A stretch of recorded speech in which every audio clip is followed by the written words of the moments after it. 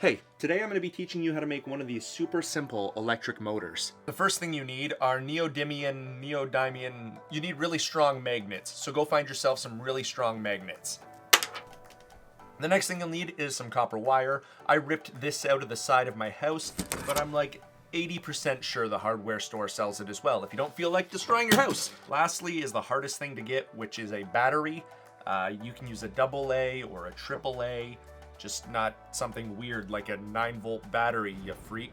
Now that we have all of our pieces, we can assemble it. I'm gonna make this one look a little bit different, but it's still gonna work. It'll do the same thing. It'll spin. That's what they do. They spin. This is one I built to use on the show Tables and Things with my friend Nathan, so we'll build a fresh one. Do the motor again, monkey man. Here, we'll set that up again. Once you have all of your supplies, it's actually pretty easy to make one of these things. There's only a couple of things you need to keep in mind. One, it has to balance on top of the battery. If it doesn't balance, then it won't work. Try to keep it from rubbing on the battery itself and from the magnets. You want just a little bit of the one end to touch the magnets so that you complete the circuit between the poles on the battery. I think that'll look really cool when it spins. It'll just kind of cover the battery. But the problem is the pipe that I wrap this spiral around is about the exact same diameter as the AA battery, which means it'll drag too much on the battery and it won't be able to spin. It won't be able to overcome that friction.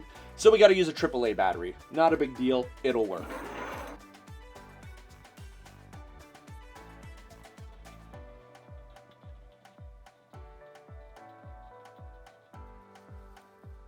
So now that we've built this thing, you might be wondering, how does it all work?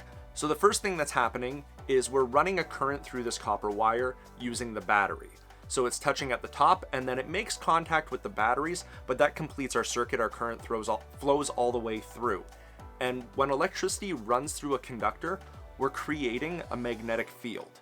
Now what's happening is we have these very powerful, stay over there battery. We have this very powerful magnet that's interacting with the magnetic field that's being generated by the electricity. Those two magnetic fields are interacting and it's causing it to spin. That's pretty much it. It's super simple how it works.